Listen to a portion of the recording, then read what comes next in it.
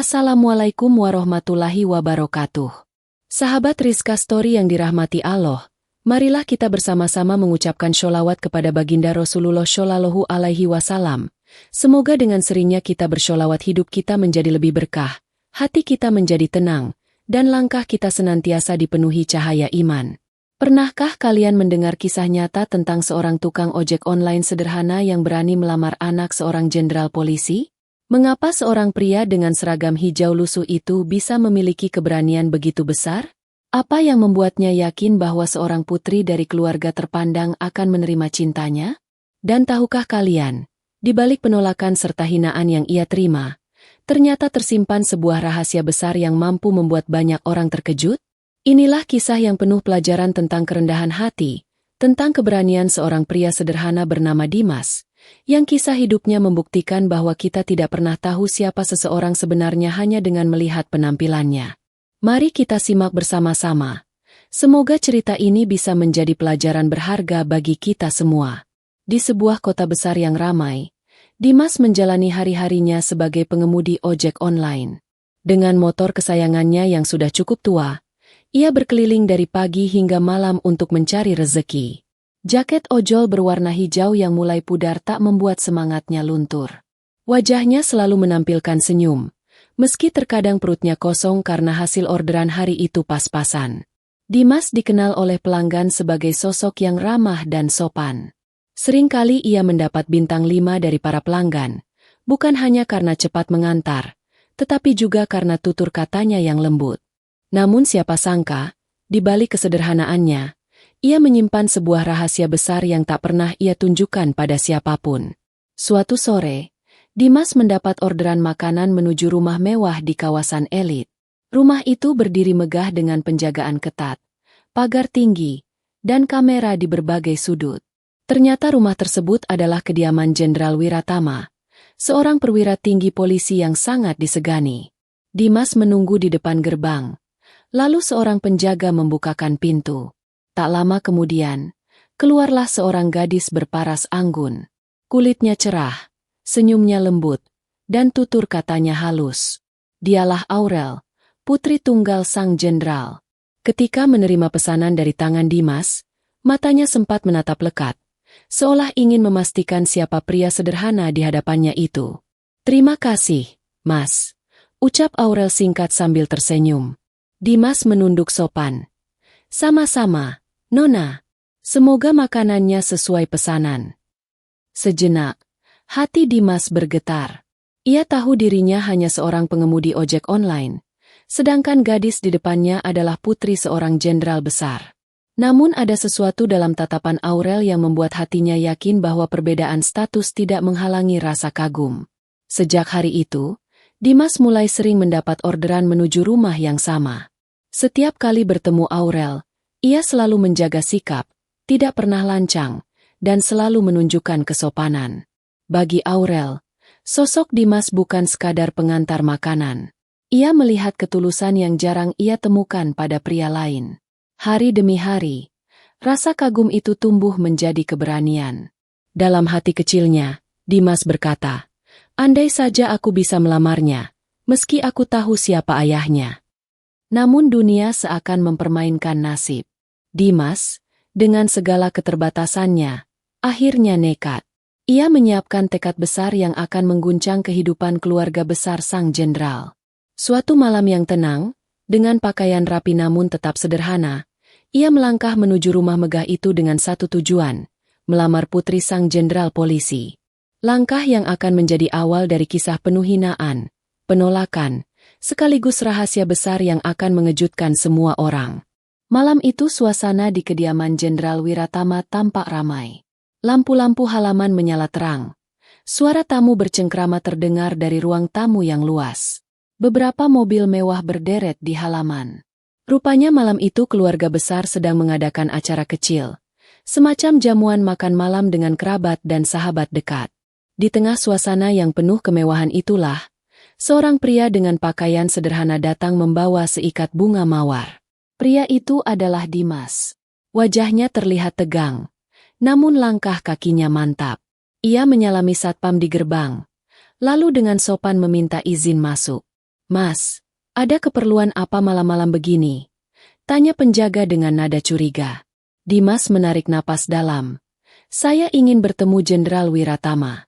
Ada urusan pribadi yang sangat penting." Penjaga itu menatap Dimas dari ujung kepala hingga kaki. Penampilan Dimas jelas jauh berbeda dengan para tamu lainnya. Namun sikapnya yang sopan dan wibawa dalam suaranya membuat sang penjaga ragu untuk menolak.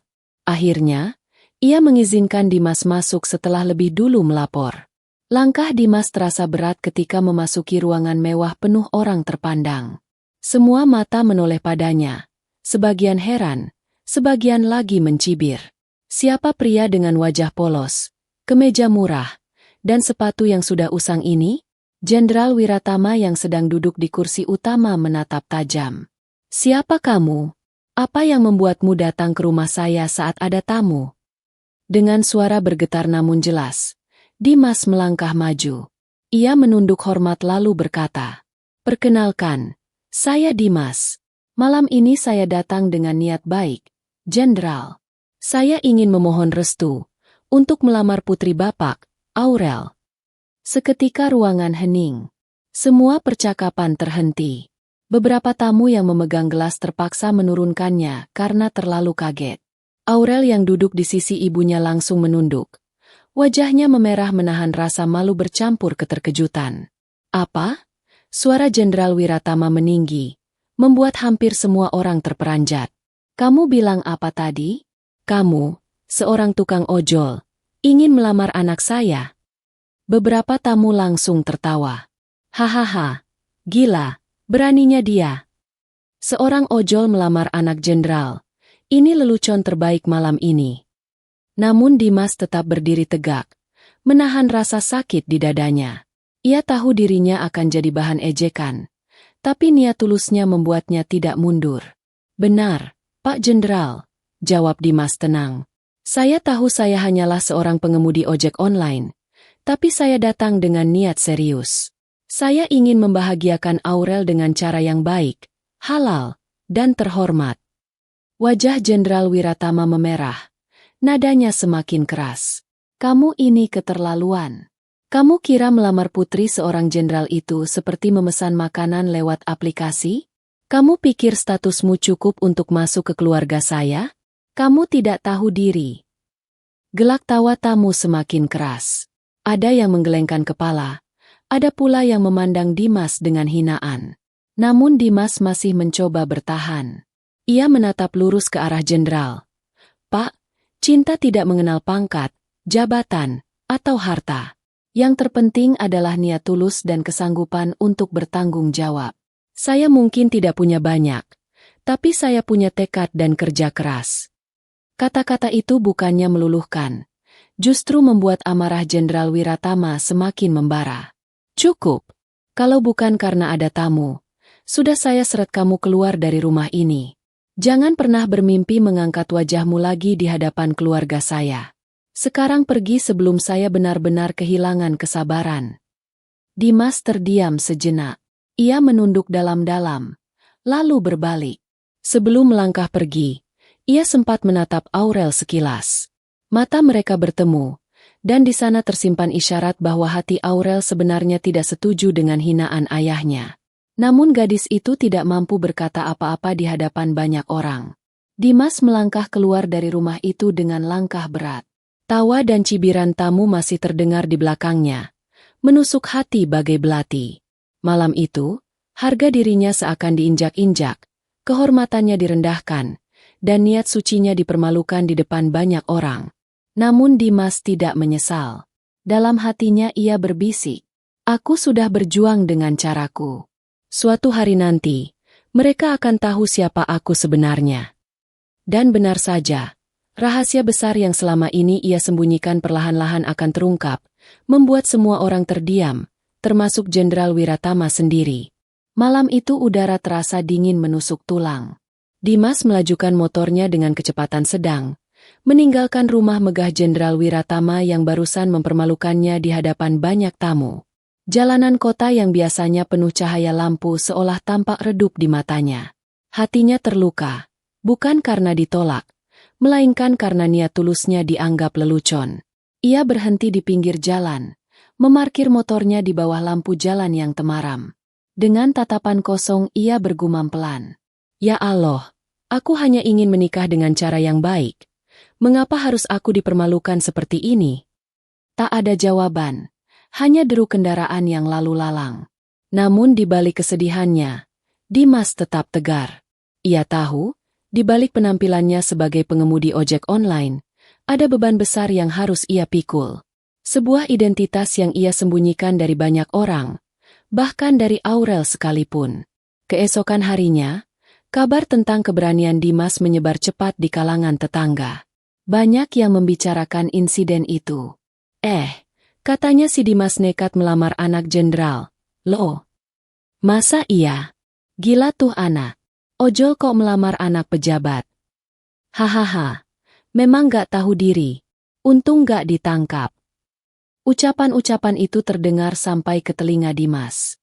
Ia hanya tersenyum getir, tak ingin membalas. Ia tahu orang-orang hanya menilai dari luarnya saja. Di sisi lain, Aurel tak bisa tenang. Malam setelah kejadian itu, ia termenung di kamarnya. Hatinya berkecamuk. Meski ayahnya sangat marah, tapi Aurel melihat ketulusan di mata Dimas. Ia mengingat kata-kata sederhana yang diucapkan pria itu. Cinta tidak mengenal pangkat, jabatan, atau harta. Aurel menggenggam dadanya sendiri. Mengapa aku justru merasa bersalah? Mengapa aku tidak berani membela dia? Bisiknya pelan. Beberapa hari kemudian, sebuah kejadian besar terjadi. Televisi nasional menayangkan siaran langsung sebuah acara kenegaraan di istana. Presiden menghadiri pertemuan penting bersama para menteri dan pejabat tinggi negara. Barisan pasukan pengamanan presiden tampak berdiri gagah, berwajah tegas, penuh kewaspadaan. Mata Aurel yang tanpa sengaja menonton siaran itu tiba-tiba membesar. Tangannya refleks menutup mulutnya. Ia terkejut luar biasa. Itu kan Mas Dimas, ucapnya dengan suara bergetar. Ya, benar sekali. Sosok pria yang selama ini dianggap hanya pengemudi ojek online ternyata berdiri gagah di barisan depan pasukan pengamanan presiden. Seragam pas pampres yang ia kenakan membuat wibawanya berbeda jauh dari penampilannya sehari-hari. Wajah sederhana yang dulu sering tersenyum kini tampak garang dan penuh tanggung jawab. Sementara itu, di ruang tamu rumah megahnya, Jenderal Wiratama juga menyaksikan siaran itu bersama beberapa koleganya. Gelas di tangannya hampir terjatuh ketika ia melihat wajah yang sangat ia kenali. Tidak mungkin, dia, Dimas? Gumam sang jenderal dengan mata terbelalak. Para tamu yang ikut menonton ikut terkejut. Loh, itu kan tukang ojol yang semalam bikin geger di rumah jenderal. Ya Allah, ternyata dia pas pampres? Pantas saja berani. Wajah Jenderal Wiratama pucat pasi. Malam itu ia sadar, dirinya telah menghinakan seseorang yang sejatinya jauh lebih terhormat daripada yang ia bayangkan. Namun penyesalan itu belum cukup. Karena hari berikutnya, takdir mempertemukan mereka kembali, bukan sebagai seorang tukang ojol dan jenderal polisi, melainkan sebagai dua pria yang sama-sama berada di lingkaran pengamanan negara. Hari itu langit cerah. Halaman Istana Negara dipenuhi kendaraan dinas pejabat tinggi. Ada rapat koordinasi penting antara presiden, para menteri, dan beberapa jenderal kepolisian serta militer. Suasana begitu hikmat. Setiap tamu undangan memasuki ruang utama dengan pakaian dinas lengkap. Jenderal Wiratama datang dengan wajah tenang, meski hatinya sebenarnya masih digelayuti rasa tidak percaya setelah menonton siaran televisi kemarin. Bayangan wajah Dimas dengan seragam pas pampres masih melekat jelas di pikirannya. Ia berusaha menepisnya, meyakinkan diri bahwa mungkin hanya mirip, bukan benar-benar Dimas. Namun, dugaan itu sirna seketika. Begitu ia memasuki ruang sidang negara, matanya langsung menangkap sosok yang berdiri tegak di pintu masuk. Seragam pas pampres hitam yang rapi, sepatu mengkilap, serta sikap sempurna seorang pengawal presiden. Dan ya, itu adalah Dimas. Mata mereka bertemu. Jenderal Wiratama spontan menghentikan langkahnya. Wajahnya berubah tegang. Keringat dingin menetes di pelipis. Sementara Dimas hanya menatap dengan tatapan datar. lalu menghormat dengan sikap sempurna. "Selamat pagi, Jenderal," ucap Dimas dengan suara mantap. Jenderal Wiratama membalas salam itu dengan canggung. Suaranya tercekat. Pagi." Beberapa pejabat di sekitar mereka menoleh ke arah keduanya, heran melihat interaksi itu. Namun tak ada yang berkomentar. Sepanjang acara, Wiratama tak bisa berkonsentrasi. Matanya beberapa kali melirik ke arah barisan pas pampres. Dimas berdiri kokoh tanpa sedikit pun bergeming. Wajahnya tegas, tubuhnya tegap. Sama sekali berbeda dengan sosok yang pernah ia hina di ruang tamunya. Dalam hati, Jenderal Wiratama bergumam, "Ya Allah, bagaimana mungkin aku bisa sebodoh itu? Aku mempermalukan seorang pengawal presiden, seorang prajurit terbaik bangsa. Dan dia datang ke rumahku dengan niat baik, tapi aku malah menginjak harga dirinya." Setelah acara selesai, Jenderal Wiratama sengaja menunggu di luar. Ia berharap bisa berbicara empat mata dengan Dimas. Tak lama kemudian, Dimas keluar bersama rekan-rekan pas pampres lainnya. Saat melihat Jenderal Wiratama berdiri, Dimas menghentikan langkahnya. Ada jeda hening. Angin siang berhembus pelan, seakan ikut menyaksikan pertemuan yang penuh ketegangan itu. "Dimas," suara Wiratama akhirnya pecah, terdengar berat dan penuh penyesalan. "Ya, Jenderal," jawab Dimas tegas. Wiratama menarik napas panjang. Ia menatap wajah Dimas dalam-dalam. "Mengapa kamu tidak mengatakan siapa dirimu yang sebenarnya waktu itu?" Dimas menahan senyum kecil. "Apakah perlu, Jenderal? Saya datang sebagai pribadi biasa, bukan sebagai pas pampres. Saya datang dengan niat tulus melamar putri Bapak, bukan untuk pamer siapa saya." Wiratama terdiam. Kata-kata itu menusuk hatinya lebih dalam daripada hinaan yang pernah ia ucapkan. Dimas menambahkan, "Saya tahu posisi saya waktu itu akan sulit diterima. Tapi saya hanya ingin menunjukkan kesungguhan saya, meski akhirnya yang saya dapat adalah penolakan." Wiratama menunduk. Untuk pertama kalinya, seorang jenderal besar yang biasa ditakuti banyak orang kini tak mampu menegakkan kepalanya. Rasa malu dan penyesalan bercampur menjadi satu. Ia mencoba berkata, "Dimas, saya..." Namun kata-kata itu terhenti di tenggorokan. Dimas menghormat singkat, lalu berkata, "Maaf, Jenderal. Tugas saya memanggil. Semoga Allah menjaga kita semua." Dengan langkah tegap, Dimas meninggalkan Wiratama yang masih terpaku di tempat. Dadanya bergemuruh, pikirannya kacau. Ia sadar, harga diri seorang pria yang pernah ia injak ternyata jauh lebih tinggi dan mulia daripada pangkat serta bintang yang melekat di pundaknya. Dan sejak saat itu, pandangan Jenderal Wiratama terhadap Dimas tidak pernah sama lagi. Malam itu rumah besar Jenderal Wiratama tampak sepi. Ia duduk sendirian di ruang kerjanya, ditemani secangkir kopi yang sudah dingin. Kertas-kertas laporan berserakan di meja, tetapi pikirannya sama sekali tidak fokus. Bayangan wajah Dimas dengan seragam pas pampres terus menghantuinya. Di luar ruangan, Aurel berjalan pelan mendekati pintu. Ia ragu sejenak, lalu mengetuk perlahan. "Permisi, Ayah, boleh Aurel masuk?" Wiratama menoleh, berusaha tersenyum. "Masuklah, Nak." Aurel melangkah pelan, duduk di kursi seberang ayahnya. Wajahnya terlihat penuh kegelisahan. "Ayah, tentang Mas Dimas," ucapnya lirih.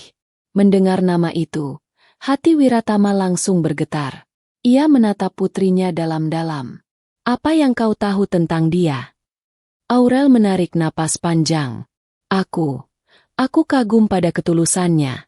Ayah, waktu dia datang melamar, aku bisa melihat keseriusannya. Dia tidak datang untuk main-main. Dan sekarang aku tahu siapa dia sebenarnya." Wiratama menunduk. Jemarinya meremas gelas kopi yang dingin. "Aurel, Ayah menyesal. Ayah terlalu cepat menilai. Ayah kira dia hanya tukang ojek biasa yang berani lancang. Ternyata dia seorang prajurit negara, penjaga presiden, orang yang jauh lebih terhormat daripada yang kita sangka." Air mata Aurel perlahan menetes. "Ayah, Apakah salah jika aku menyimpan rasa pada Dimas? Wiratama terdiam. Hatinya berkecamuk. Di satu sisi, harga dirinya sebagai jenderal merasa malu karena pernah mempermalukan seorang pas pampres. Di sisi lain, sebagai seorang ayah, ia tidak bisa membohongi bahwa Dimas memang pantas dihormati. Keesokan harinya, kabar tentang Dimas semakin ramai dibicarakan di kalangan pejabat. Beberapa rekan Wiratama bahkan menyinggungnya. Hebat juga, Wiratama. Tukang ojol yang semalam kamu usir ternyata pas pampres andalan presiden. Hahaha, sungguh ironi. Kamu pasti kaget, ya? Wiratama hanya bisa tersenyum kecut. Dalam hatinya, ia semakin tenggelam dalam rasa penyesalan.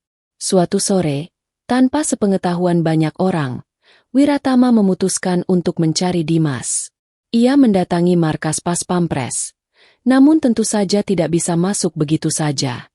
Dengan kewenangannya sebagai jenderal, akhirnya ia diizinkan bertemu. Ketika Dimas muncul di hadapannya dengan pakaian dinas rapi, Wiratama berdiri tegak. Namun kali ini bukan untuk menunjukkan wibawa, melainkan menahan rasa malu yang menyesakkan dada. Dimas. Suaranya terdengar berat. Saya datang bukan sebagai jenderal, tapi sebagai seorang ayah. Saya ingin meminta maaf atas apa yang saya lakukan padamu malam itu. Dimas menatapnya dengan tenang, lalu menjawab. Jenderal, tidak perlu meminta maaf. Saya mengerti. Saya datang dengan penampilan sederhana, tanpa membawa identitas saya yang sebenarnya. Wajar jika Bapak tidak percaya. Wiratama menggeleng pelan. Tidak, Dimas. Saya salah. Saya sudah menghina dan mempermalukanmu di depan banyak orang. Padahal, niatmu tulus. Itu dosa besar bagi saya sebagai seorang ayah, sebagai seorang manusia. Suasana hening. Hanya suara angin sore yang berhembus di antara mereka. Dimas kemudian berkata, yang penting bagi saya adalah keikhlasan, Jenderal. Saya tidak menyimpan dendam. Saya hanya ingin membuktikan bahwa cinta tidak mengenal pangkat maupun jabatan. Namun keputusan tetap ada di tangan Bapak dan Aurel. Wiratama menunduk dalam-dalam. Matanya berkaca-kaca. Hal yang sangat jarang terjadi bagi seorang jenderal sekelas dirinya. Dalam hati ia tahu, harga dirinya telah dikalahkan oleh kebesaran hati seorang pria bernama Dimas. Hari-hari berikutnya nama Dimas semakin sering disebut di berbagai kalangan. Bukan hanya karena keberaniannya melamar putri seorang jenderal, tapi juga karena keteguhannya sebagai anggota pas pampres yang dikenal disiplin dan berintegritas tinggi. Banyak rekan sejawatnya diam-diam mengaguminya. Meski Dimas sendiri tetap rendah hati, tidak pernah membicarakan urusan pribadinya di depan mereka. Di sisi lain, Jenderal Wiratama masih diliputi rasa malu. Setiap kali ia mengingat momen saat Dimas berdiri tegak di ruang tamu rumahnya, membawa seikat bunga dengan niat melamar, lalu bagaimana ia sendiri mengusirnya dengan hinaan, hatinya terasa seperti ditusuk ribuan jarum. Malam-malamnya tidak lagi tenang. Ia sering terbangun karena rasa bersalah. Suatu ketika, Wiratama mendapat undangan resmi menghadiri acara kenegaraan kembali di istana. Ia berangkat dengan hati yang sedikit berat. Setibanya di sana, matanya langsung menangkap sosok Dimas yang berdiri kokoh bersama barisan pas pampres lain. Saat itu, Dimas sedang bertugas menjaga jalur masuk para pejabat. Untuk pertama kalinya, Jenderal Wiratama memberanikan diri mendekat. Ia menepuk bahu Dimas dengan pelan. Dimas, bolehkah aku berbicara sebentar denganmu setelah acara ini selesai? Dimas hanya menoleh singkat, menatap lurus tanpa ekspresi. Lalu ia menjawab tenang. Baik, Jenderal. Setelah tugas saya selesai, kita bisa bicara. Acara berlangsung hikmat. Setelah selesai, Dimas menepati janjinya. Mereka bertemu di sebuah taman kecil di area istana. Suasana sore itu tenang. Hanya ada suara burung yang sesekali terdengar. Wiratama membuka percakapan dengan nada berat. Dimas, aku sudah terlalu lama menyimpan rasa malu ini. Aku sadar betapa salahnya sikapku terhadapmu. Aku tidak hanya merendahkanmu, tapi juga mempermalukan niat sucimu. Padahal aku tahu, Seorang pria yang berani datang dengan niat baik jauh lebih terhormat daripada mereka yang hanya berani main-main di belakang. Dimas menghela napas pelan, lalu berkata, "Jenderal, saya tidak pernah menyalahkan Bapak. Saya paham, Bapak ingin yang terbaik untuk Aurel. Tapi percayalah, jika saya datang waktu itu, bukan untuk bercanda. Saya serius, meski penampilan saya hanyalah seorang ojol sederhana." Wiratama menatap mata Dimas dengan dalam. Ada perasaan campur aduk, antara kagum dan bersalah.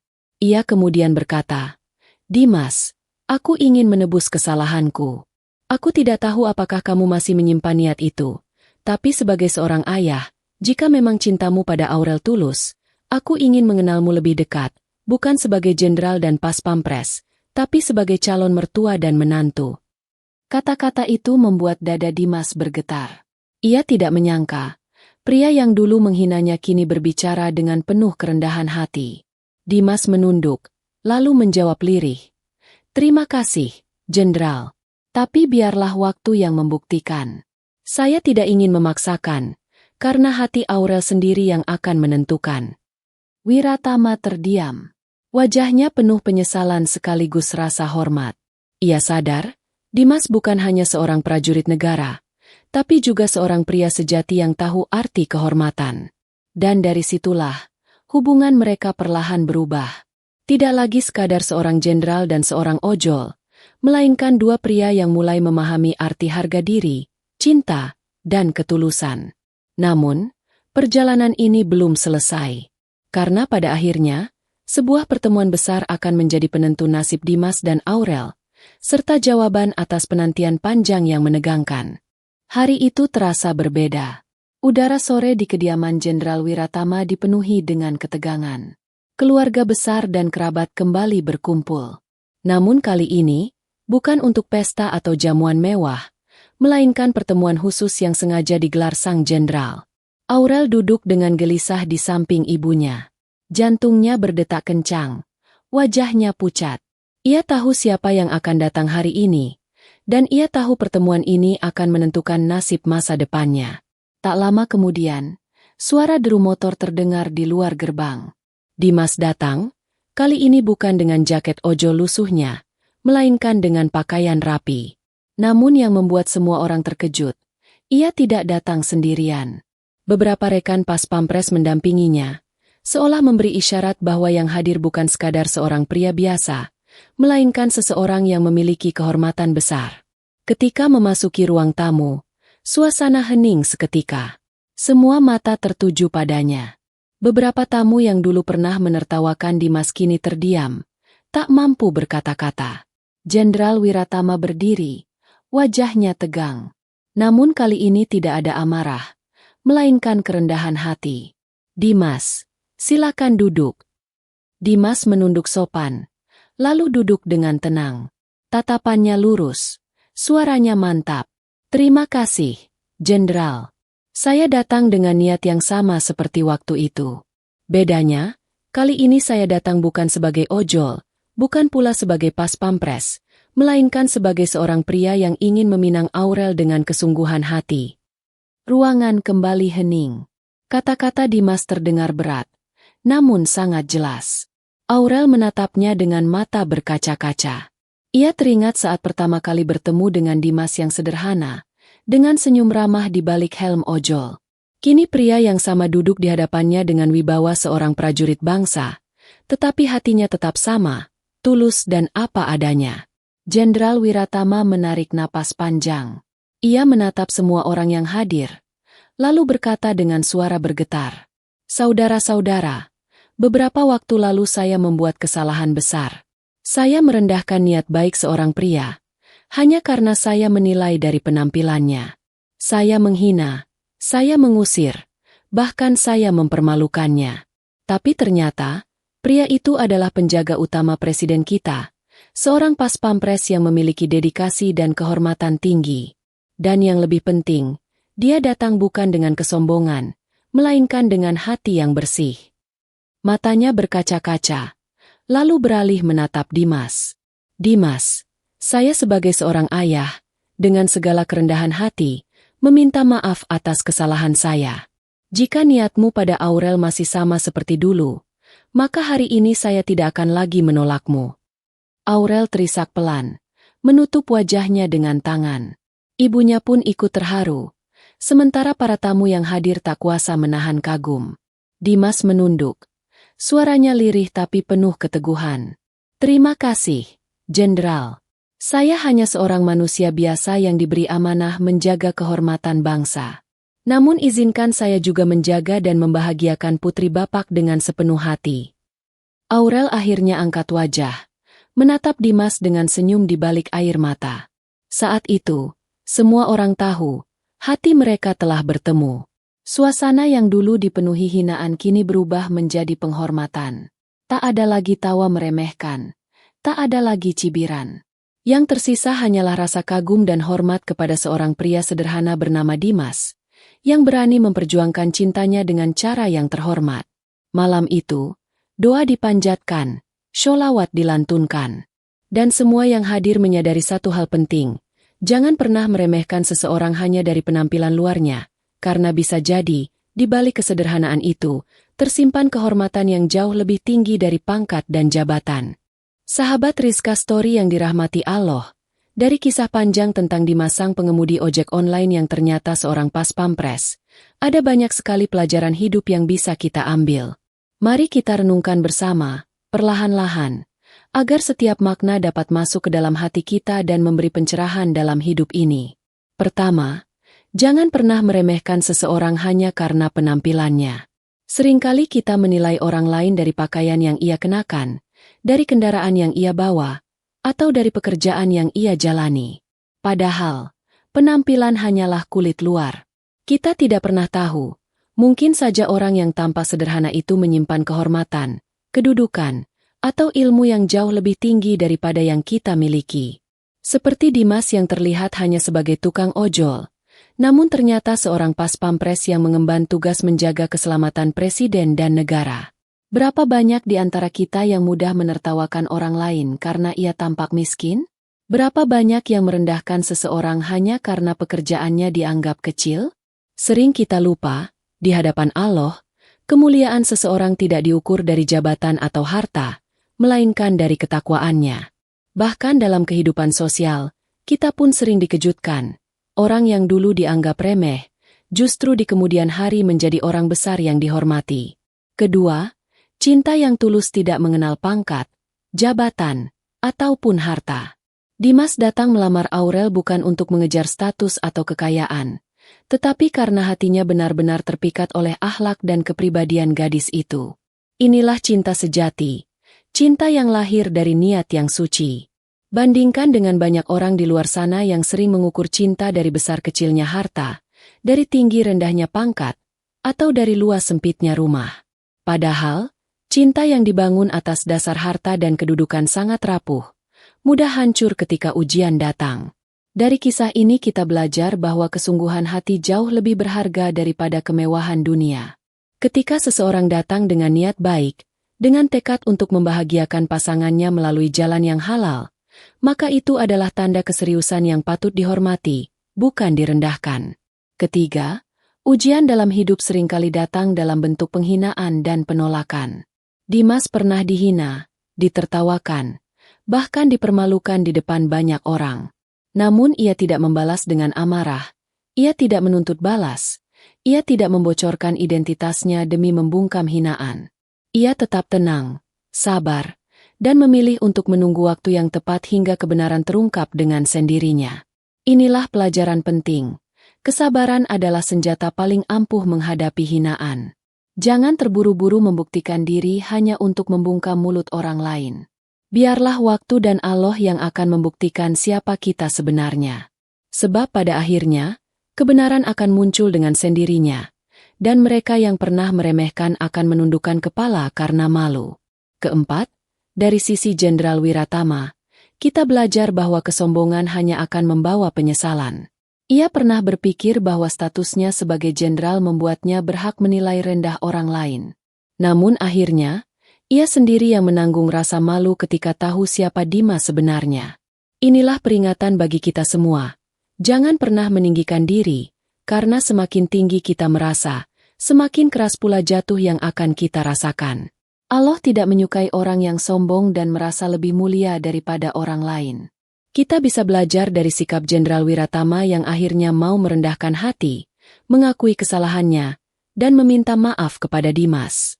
Sebab tidak ada kemuliaan tanpa kerendahan hati, dan tidak ada kehormatan tanpa kejujuran untuk mengakui kesalahan. Kelima, setiap orang punya kehormatan, betapapun sederhananya ia tampak di mata manusia. Tukang ojol, tukang sayur, petani, buruh, pedagang kecil, semuanya adalah manusia mulia jika mereka bekerja dengan halal dan jujur. Jangan pernah merendahkan profesi seseorang hanya karena kita merasa lebih tinggi. Sebab setiap pekerjaan memiliki peran penting dalam kehidupan. Bayangkan jika semua orang hanya ingin menjadi pejabat. Siapa yang akan mengantar makanan ke rumah kita? Bayangkan jika semua orang ingin jadi pengusaha besar. Siapa yang akan menggarap sawah agar kita bisa makan nasi setiap hari?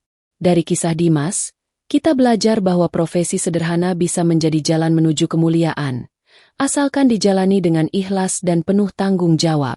Keenam, harga diri sejati bukan terletak pada apa yang kita miliki, tapi pada bagaimana kita menjaga amanah. Dimas adalah contoh nyata. Ia bisa saja menggunakan identitasnya sebagai pas pampres untuk memaksa diterima, tapi ia memilih datang dengan kesederhanaannya. Ia ingin membuktikan bahwa dirinya pantas bukan karena seragamnya, tetapi karena ketulusan hatinya. Ini adalah pesan penting bagi kita semua. Jangan menggantungkan harga diri pada harta, jabatan, atau seragam. Sebab semua itu bisa hilang kapan saja. Harga diri yang sejati adalah ketika kita tetap jujur, ikhlas, dan bertanggung jawab atas setiap langkah yang kita ambil. Ketujuh, pengampunan dan kerendahan hati adalah kunci untuk memperbaiki hubungan. Dimas tidak menyimpan dendam meski pernah dihina. Ia tetap menghormati Jenderal Wiratama, bahkan setelah identitasnya terbongkar. Sebaliknya, Wiratama pun akhirnya berani mengakui kesalahan dan meminta maaf. Inilah bukti bahwa hubungan manusia bisa diperbaiki jika ada kejujuran, kerendahan hati, dan keberanian untuk memaafkan. Dalam hidup ini, kita semua pasti pernah salah. Yang membedakan hanyalah bagaimana kita menyikapinya. Apakah kita menutupi kesalahan dengan kesombongan? Ataukah kita berani mengakuinya lalu memperbaikinya? Sahabat Rizka Story yang dirahmati Allah, mari kita renungkan kembali. Kisah Dimas dan Jenderal Wiratama bukan hanya cerita tentang cinta, tapi juga tentang martabat, kesabaran, kerendahan hati, dan pentingnya menghormati orang lain tanpa memandang status. Jika ada seseorang di sekitar kita yang tampak sederhana, jangan pernah meremehkannya. Bisa jadi di balik kesederhanaan itu ada jiwa besar, ada ilmu yang luas, atau ada amanah besar yang Allah titipkan padanya. Dan jika kita sendiri berada di posisi rendah, jangan pernah merasa hina. Sebab yang membuat kita mulia bukanlah harta atau pangkat, melainkan hati yang ikhlas dan amal yang tulus. Akhirnya, mari kita jadikan kisah ini sebagai cermin. Cermin untuk melihat sejauh mana kita menghargai orang lain, sejauh mana kita menjaga hati dari kesombongan, sejauh mana kita berani bersabar dalam menghadapi hinaan, dan sejauh mana kita tulus dalam mencintai. Semoga Allah menjadikan kita termasuk orang-orang yang rendah hati, yang tidak pernah meremehkan sesama, yang selalu menjaga harga diri, dan yang senantiasa bersabar menghadapi ujian hidup. Dan semoga kita diberi keberanian untuk meminta maaf jika salah, serta kelapangan hati untuk memaafkan jika disakiti. Shollu ala Sayyidina Muhammad, Shollu alaihi wasallam.